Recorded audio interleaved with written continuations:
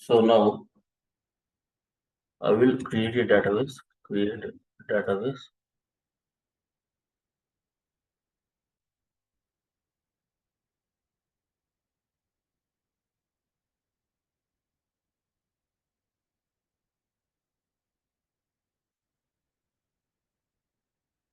So create or replace database name. What this meaning create or replace means? What is this guys? Create or replace? Any idea?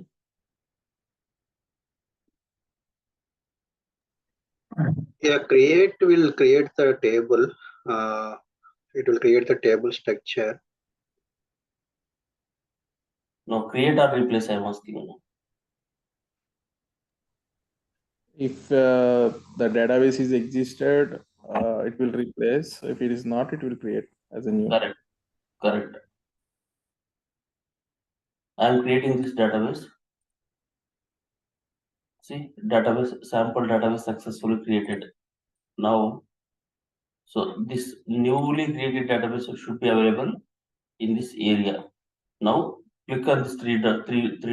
Click on these three dots. You will get the option to refresh. If you refresh, then that sample database created. I told yesterday, I mentioned yesterday, whenever you create a new database, default two schemas will be available. Default two schemas. One is public and another one is information schema. See, if you expand, one is public schema, another one is information schema. Fine. So these are the two new schemas will be created automatically by default. Fine. Now, I will suppose if you want to create a new schema in this database, test database, you can create like this. Create or replace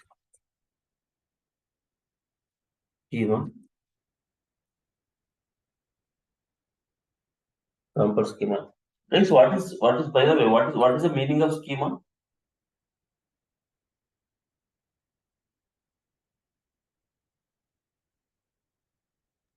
Guys, what is the meaning of schema? Is it a test table structure? Who said Satya? Is it okay? What is that? Can you repeat once again?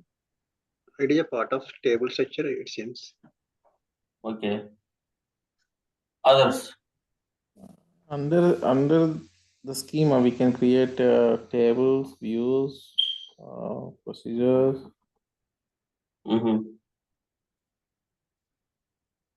Okay. See, schema nothing but a collection of a schema nothing but a collection of a object. Logical grouping of the objects. So you can create all the objects under the schema. That's why the schema nothing but a which is an object. It will have the list of the objects, logical grouping of the objects, tables, views, as I mentioned, Sarah, tables, views, stored procedures, functions, etc. So now I am creating a schema into this test database here.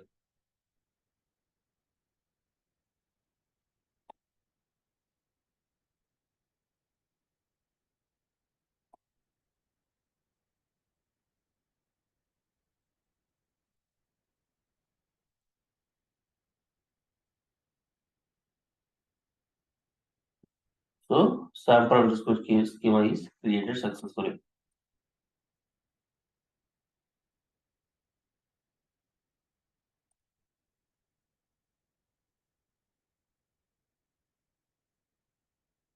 Now it is created under test database. My intention is to create under sample database.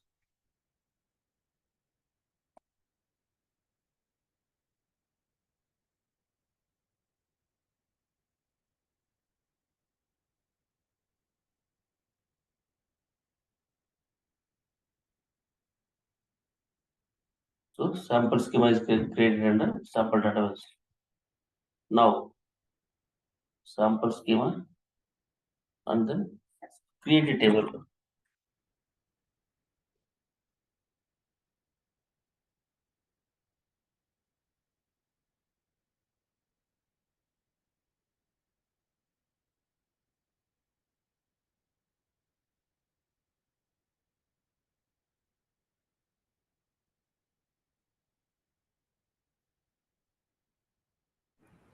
Sir, without or replace also, can we create tables, schema, and database if we Without? don't use without if we don't use or replace, then can we Yeah, create the yeah. Without this also you can create. See.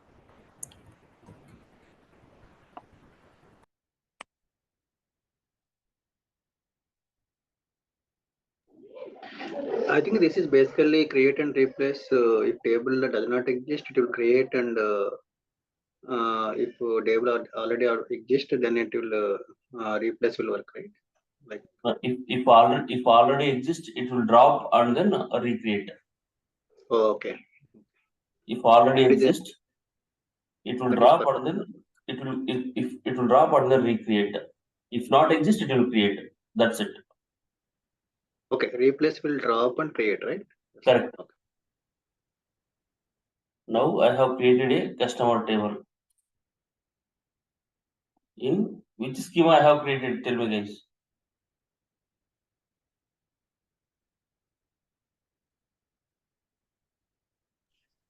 In which schema I have created? Sample schema. Super. Sample schema. Expand sample schema. Tables. This is your customer. Insert the data into this customer table.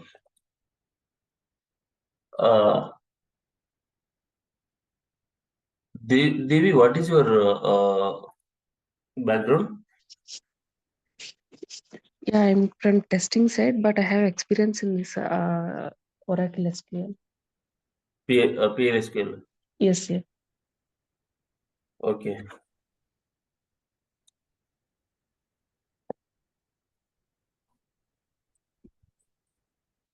And one quick question. So under one database, we can have multiple schemas, right? Yeah, you can create multiple schemas. Okay. So if I want to create a table under another schema, so we need to select that schema here in the drop down and create or I will come to that point. Let me allow oh, this complete. I will come to that point. sorry. Okay. Thank you.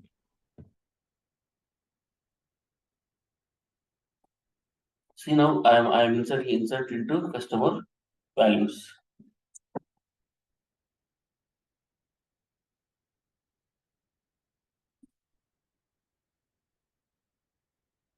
See, one row is inserted. Now read the data from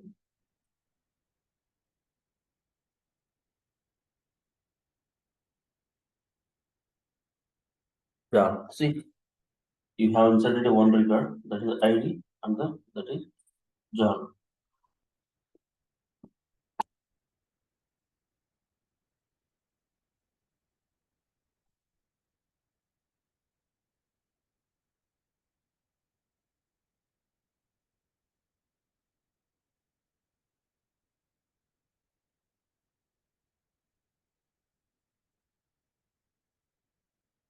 Now, guys, till here you are clear or any doubts?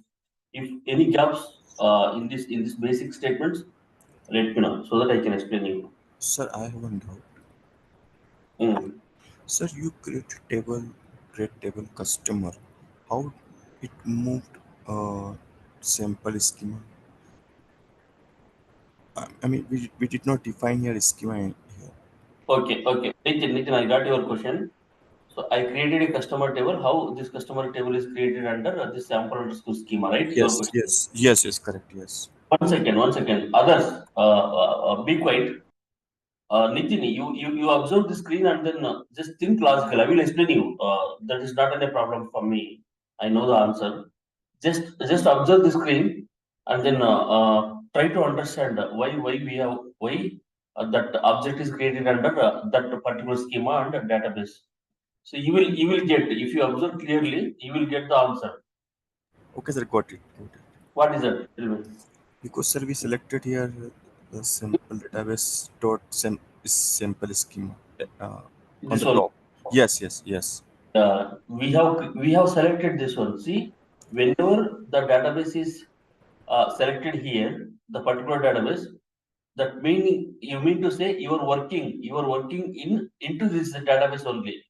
You are reading a data, writing a data, modifying a data, whatever it is, you are working with this database only. Make sense? Yes, sir. Others, any doubts in these basic statements? Shekhar, the first statement, create a replace database, sample underscore database, right? When once you execute this query, so you are saying that new database default to schemas, public and information schema, right? So yeah, can we check on that? What it's created after create the database? See here, this is your database. Public schema, the information schema is created. We have nothing here. If you want to create objects, you can create. So this information schema is little bit like a metadata kind of things. This one. Fine. Information schema. Okay. This public schema is, you can create objects here. Okay, so will we use this information schema on public in in projects and any kind of purpose? Information schema, you don't create any objects in information schema. This is like a this schema you'll be having a metadata objects. Metadata objects, see here, tables. If you query that, you will get the metadata information. You can create. I will in further future classes, I will work with this public schema only. I will create all the objects under this public schema only. You can create your user-defined objects into this public schema. Okay, this is basically defining for servers, right? Public, which servers you are running the queries and all. Correct. Okay, and views is nothing but a metadata information, and this is defined by kind of requirement based on architect inputs, like. Yeah. Okay.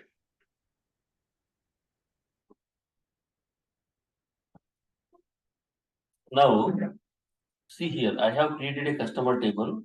This customer table is available in this sample database. Now, if you expand Snowflake sample data, TPCHSF hundreds tables, here you have a customer table. Now, I have a customer table in sample database. I have a customer table in this Snowflake sample data. I want to read this table from this Snowflake sample data. Then how do you read, guys? But you are under sample database here, but I want to read a data from this customer table, which is available from the Snowflake sample data database. How do you read? I think we can define qualifiers with the tables, right? That comment. Yes, I will tell you. Place name and see.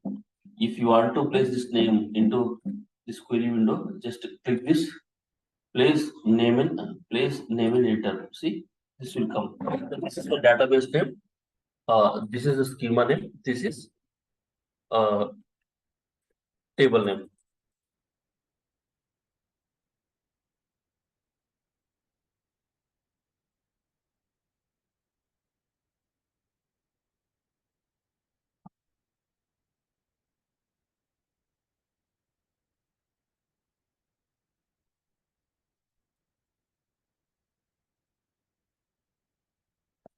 See here.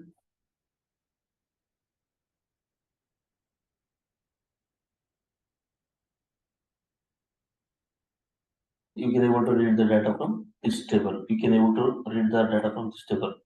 This can be called as a fully qualified name.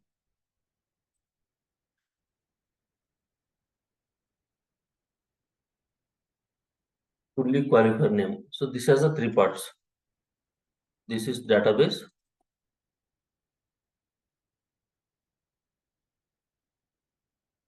This is schema.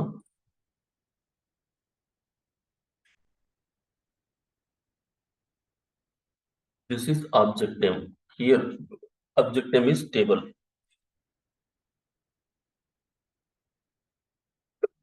See, always you need to habituate to write a object name in this way. Always you need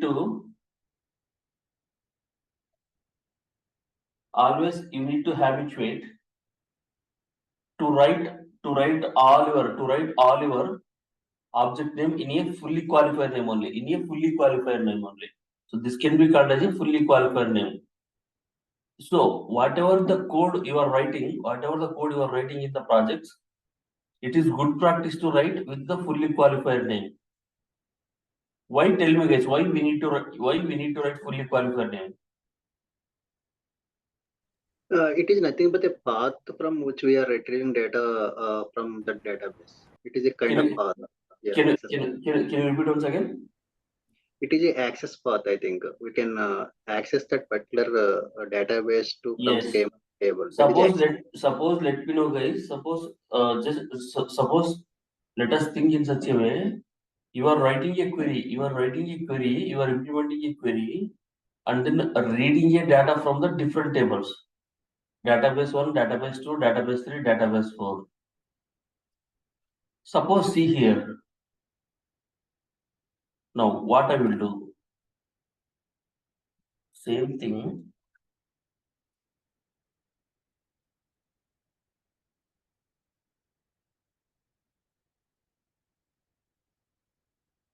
We have a nation. NATU. Let's write it through. Nation does not exist. See here. I am trying to read a data. I am trying to read a table data from this nation table in this sample database. It is throwing an error. So that is a beauty you need to mention. Your fully qualified names.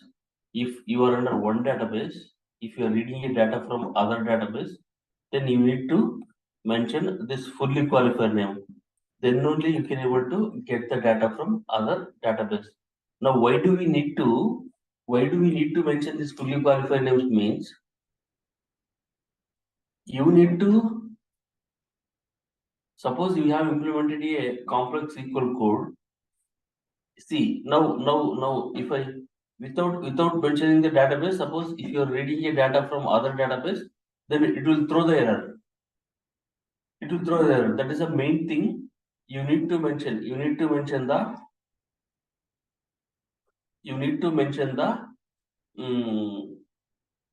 fully qualified names. Always in my regular sessions also, in further sessions also, I am going to use this fully qualified names only. See, this is here. This is the database name. This is the schema name. This is the table. Here I can say object name. This name may be anything, either a view, either a stored procedure, either a table name, either a user defined function, either a stage, either a pipes, etc. Whatever it is, but I will use this is the object name. Okay. It's clear in this part. Any doubts? So basically, if we are using qualifiers with respect to the, I think we should be need to stay in one schema, right? And we can access from other databases in the from within the schema. We can access other databases, right? Correct. If the tables are available in other database, then you need to use this fully qualified name. Whatever it is, see, if you are using the best practices, if you are under only one database, you have only one database in your account. The best practices you need to use the fully qualified name only. That is a professional database developer. Okay. Okay. So that is a best practice. How do you provide the object names? That is the best practice.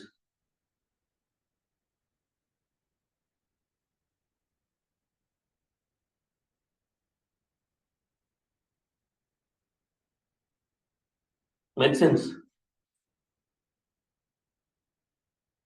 Clear or not clear, guys? In this It part. is clear. It is clear. Yeah. Now. One more Yeah. question. Yes. Like, say you are using same table name in the Snowflake and other than Snowflake, right? Whichever we created earlier, basic database, and say the same name in Snowflake also. So, is it existing name in Snowflake that is customer? This is a different table from other than that which we created. No. This is existing. This is the Snowflake sample data. This database is provided by Snowflake itself. We have not created. This is existing database. These are the existing table. I have not created anything. Just now in front of you only, I have created all these things. That's it. But this part, this is see, this is Snowflake and then Snowflake sample data, which is provided by the Snowflake only. Whenever we create, see, suppose if you create account from that's why I asked you guys too. If you create, then you will come to know. You will create account. At least you will touch if you touch the account, if you explore the things, then you will come to know what are the things are available in the account.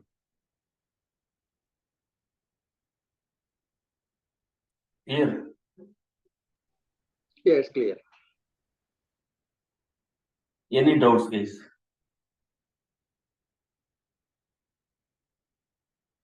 So based on schema name also, can we get the...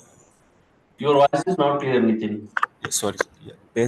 Based on schema name, can we get tables output result? The example, if I don't use Snowflake sample data, and if I use only the schema name and table name, then can I get the details? Then in that scenario, what will happen?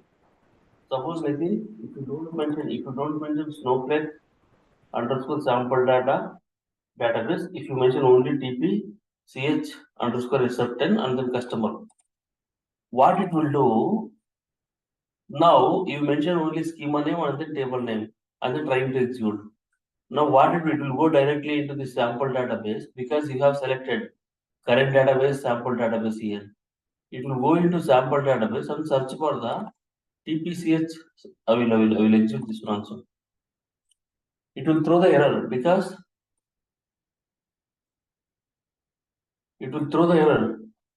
sample database does not exist. Because see, you are mentioning the schema name. Here you have selected the database name. Directly it will go into this database name. In this database, it will search this schema. It will search this schema TPCH because you have not mentioned the database name. You have mentioned only a schema name. But in current database here, in current database, you have selected the database name. Then it will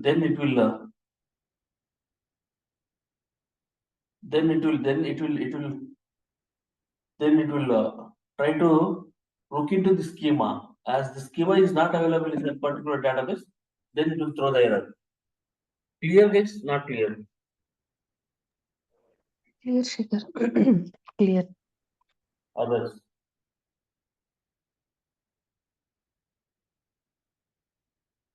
So these are the basics. You should not be having any gaps because if you have a gap, then in all my regular sessions, I am going to use all these things only.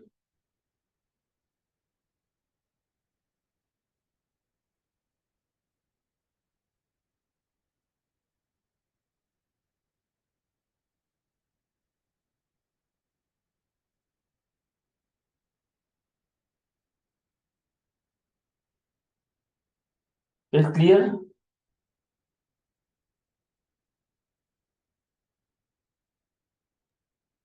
Yeah, Shekhar, very good. Yeah. I will go into discussing some other topic. Just I will introduce how do we load the data into the Snowflake. I will introduce the topic. Fine.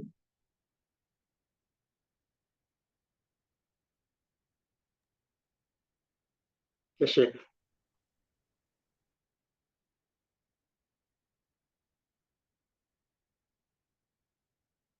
One second, one second.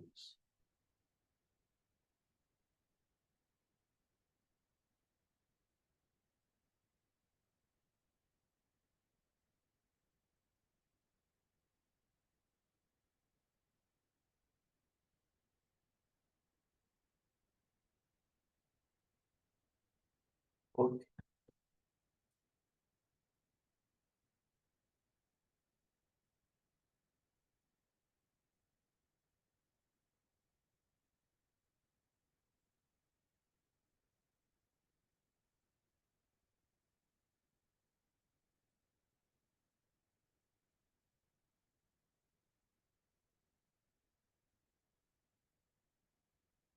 One second.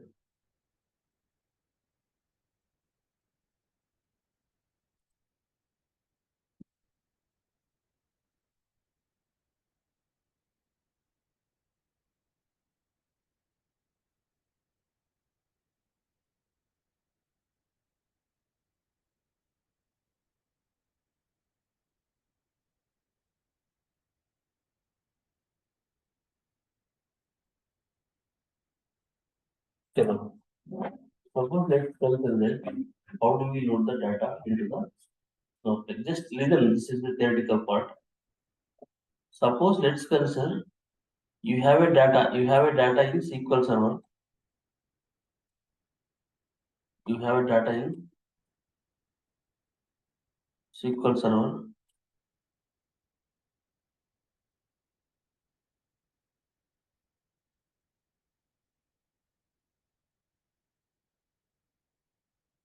You have a data in SQL Server.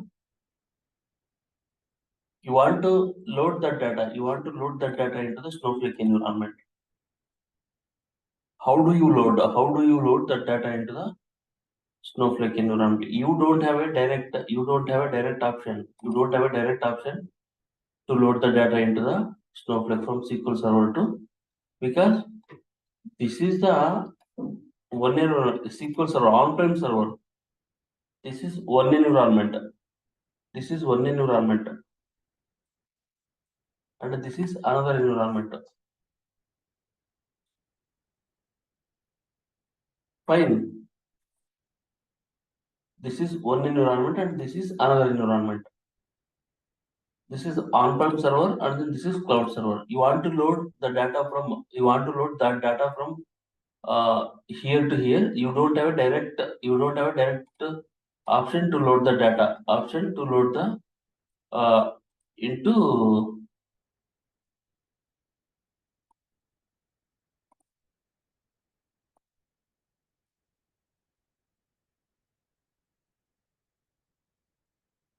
you don't have a direct option to load the data into Snowflake.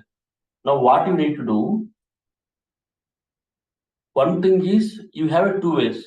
This is first way and then this is second way. Either you need to connect a ETL tool, to source and then target.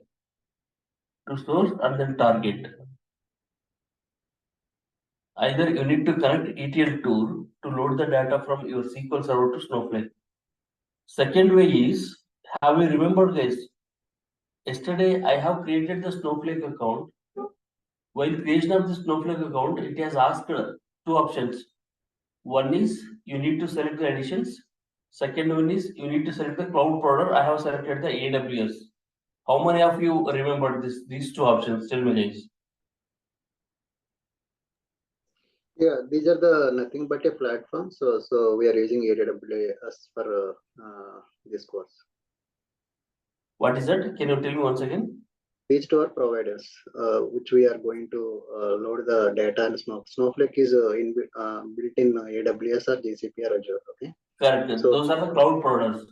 Inbuilt on top of those three cloud providers, it is Snowflake is built up. Fine. We have selected that option yesterday. Now we are going to work in this way, not this way. We are not discussing about the ETL tool. This is again separate tool. So as the Snowflake has built on top of this cloud provider, it has the input functionality, so that we are going to work in this way. Okay, second way. Now I will tell you what we need to do.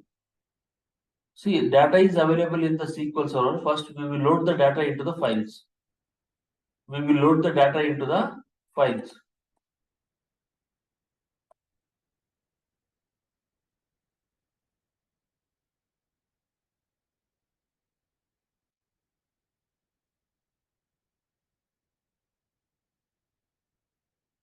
We will load the data into the files, and those files will be uploaded into your AWS cloud provider here. So that is the beauty. So you will upload those files. You will upload those files. You will upload those files into your cloud provider in this AWS or GCP or Azure. Then I will use AWS only in my classes. From here, now the files are available in the AWS. The files are available in the AWS. And then, so from this environment, you need to load the data into the Snowflake environment. From this environment, you need to load the data into Snowflake environment.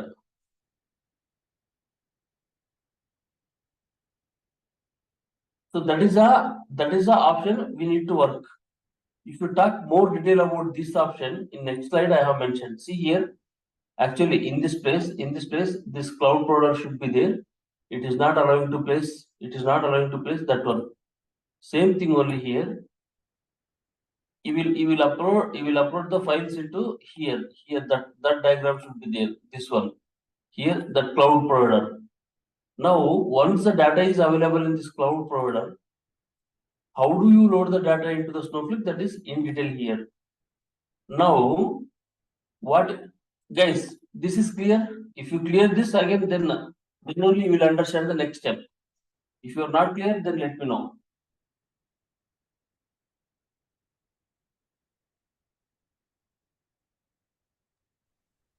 Yeah, sure, it's clear because the files are in different format, and the AWS or GCP will take care of conversion of those files, which is compatible to Snowflake, and to load the data. That is correct. Others.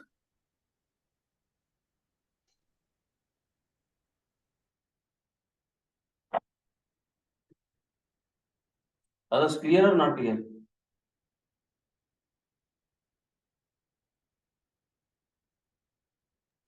Yes. Yeah. Now, still we will discuss little bit more in detail. Now your files are available in this AWS area. So let's consider that the diagram is missed here.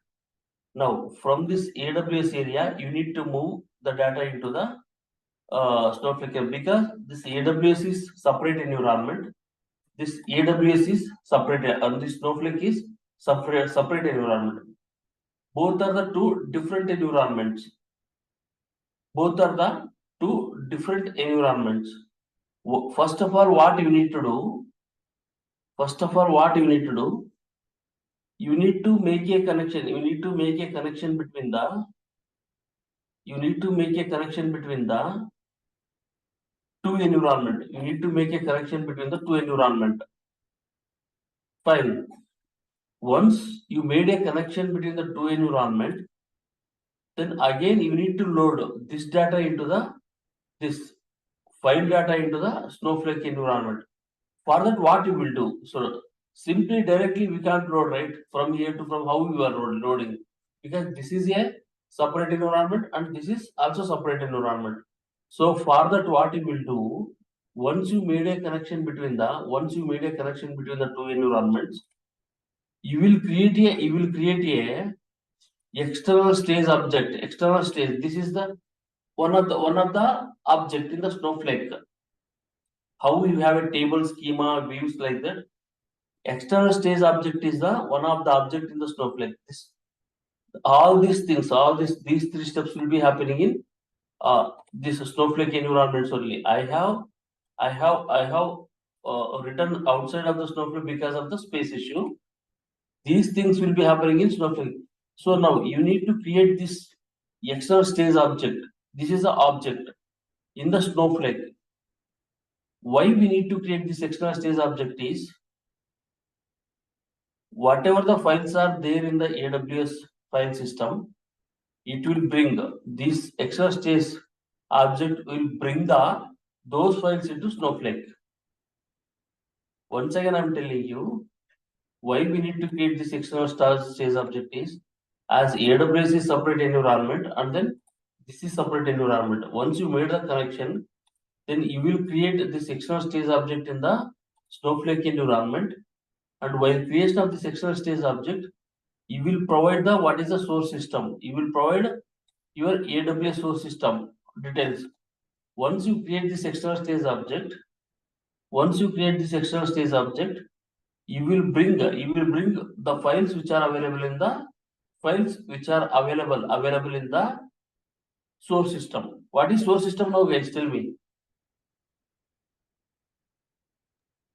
It is a cloud provider AWS. AWS. Now it will bring the files from the AWS and then your external stage object has the files now. Then you are all set to load the data from files into your Snowflake tables. This is the table, target table.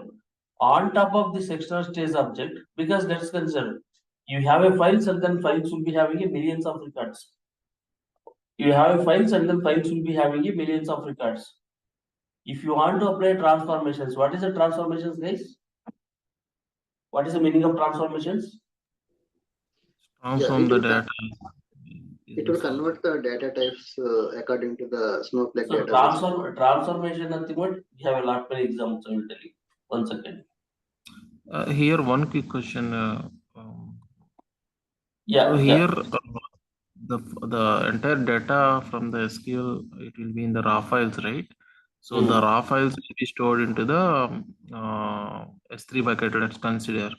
So how the files will be transformed from S3 to Snowflake external storage?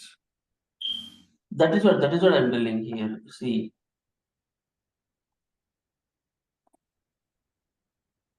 See here. Once. See, first of all, you need to make a connection between the. You have an option to establish a communication between the two environments. That is the first step. This is clear, Sarah? Yeah.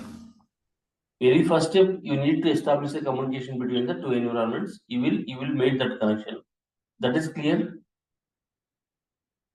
Now you have a communication between the two environments, right, Sarah? Yes. So now you made the connection, but you have a files in your AWS environment. You will create this external stage object. This is one of the object in the Snowflake. You will create this external stage object. This is the one of the object. 1 second.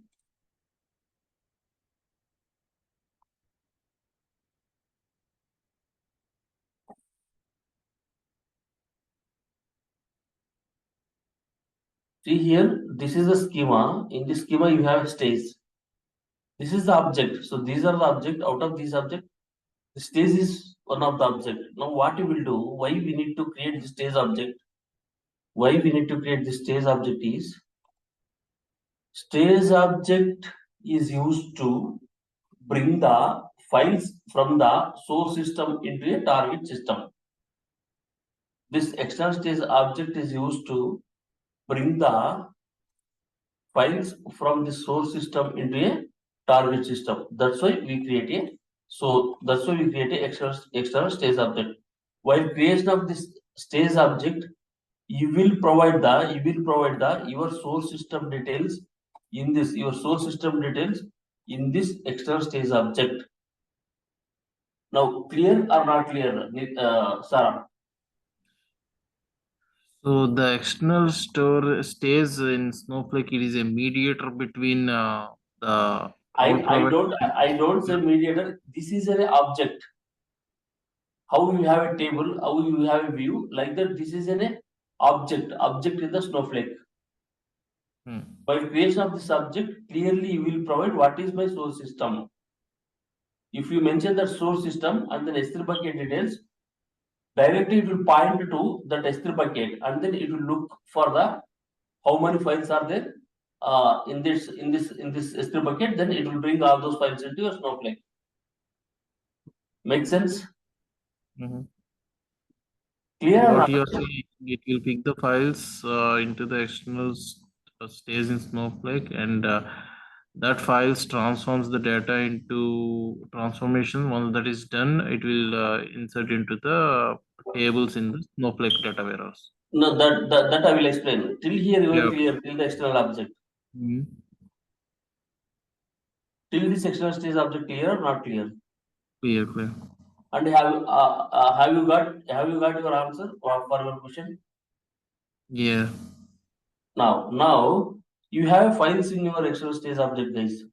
You have files in your external stage object. If required, if you want, you can apply transformations. What are those transformations? I will explain you.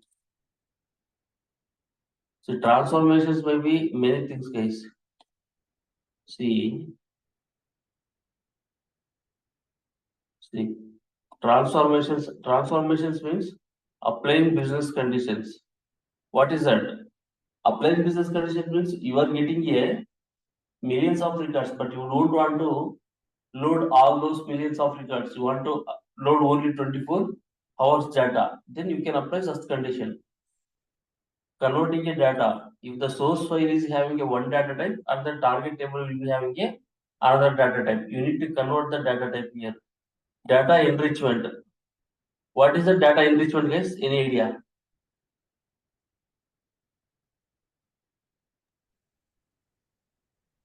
What is the data enrichment?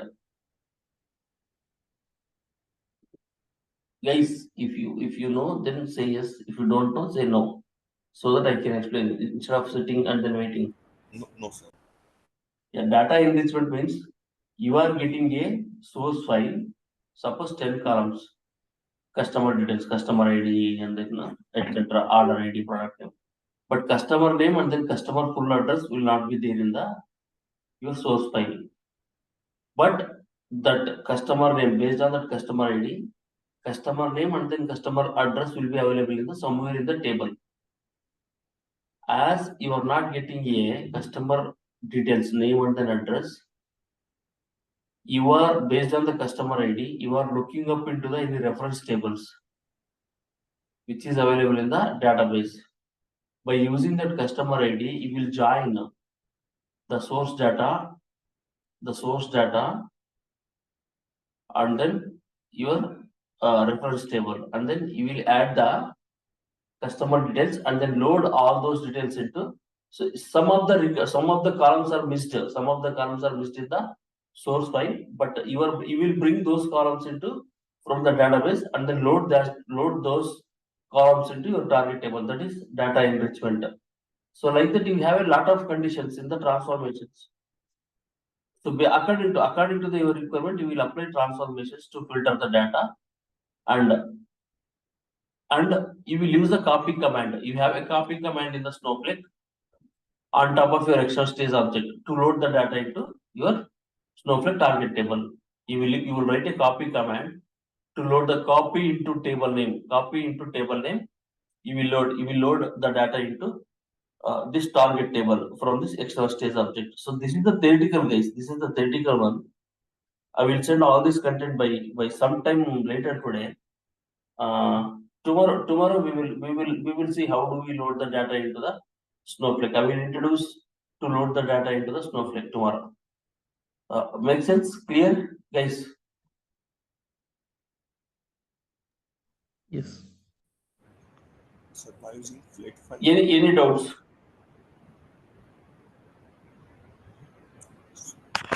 So by using flat file, will you show? Files in CSV files. Okay. Any other questions, guys? If no questions, then we'll close the session for the day. We'll continue tomorrow, same at 6 AM.